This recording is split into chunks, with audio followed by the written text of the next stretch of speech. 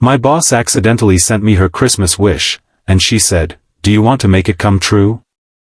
The message popped up at 11:47 p.m., just as I was about to put my phone down and pretend Christmas Eve wasn't happening.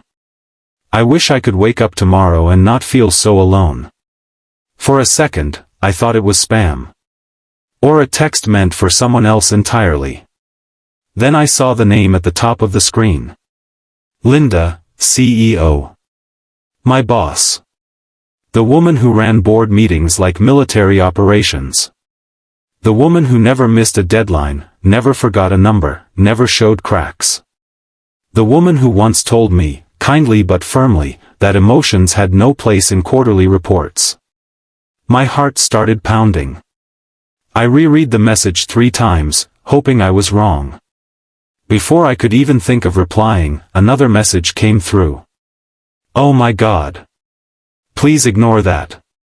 That was not meant for you." I stared at the typing bubble, blinking on and off like it was unsure whether to exist. Then one more message. "I'm so sorry. That was supposed to go somewhere else." I could have done the sensible thing. I could have replied with a polite "No worries, Merry Christmas," and gone back to my quiet apartment, my microwave dinner, my carefully curated loneliness.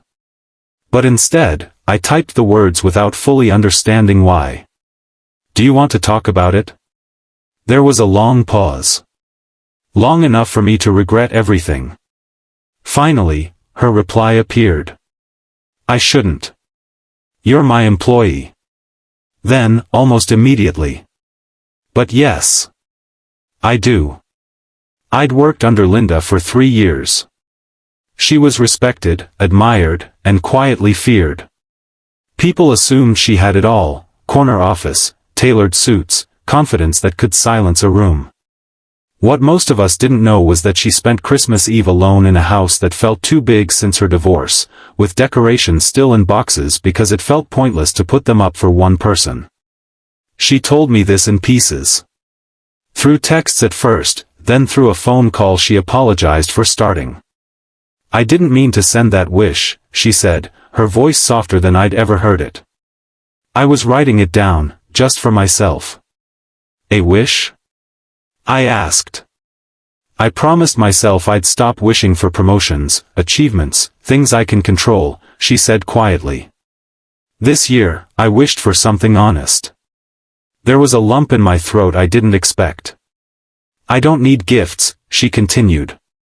"I don't need sympathy. I just don't want to feel invisible tomorrow." I looked around my apartment. The empty chair across from me. The unopened card from my parents overseas. The snow falling quietly outside my window. "I know that feeling," I said. Silence hung between us, heavy but not uncomfortable. Then she laughed, soft, embarrassed. "This is incredibly inappropriate, isn't it?" "Probably," I said. "But it's also Christmas Eve." Another pause. Then she said the sentence that changed everything.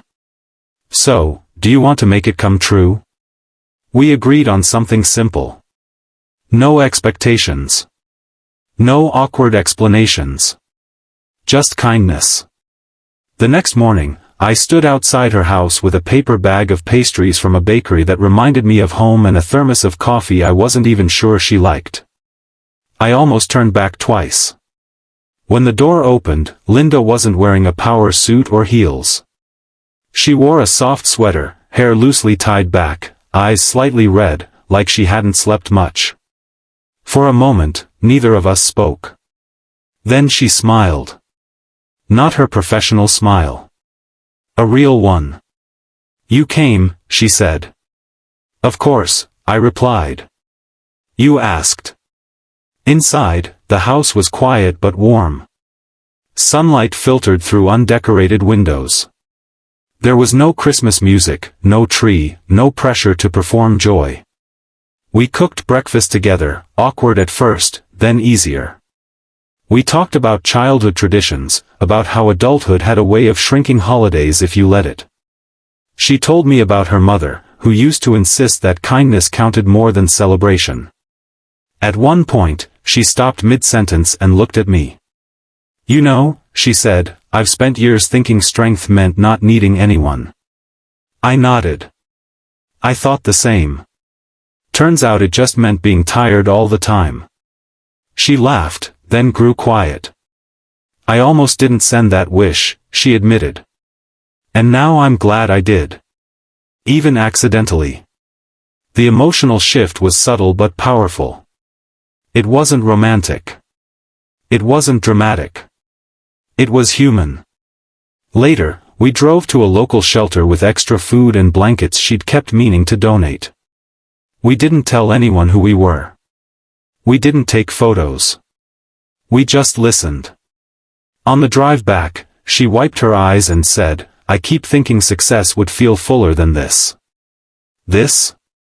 I asked. This feeling, she said. Of being useful. Present.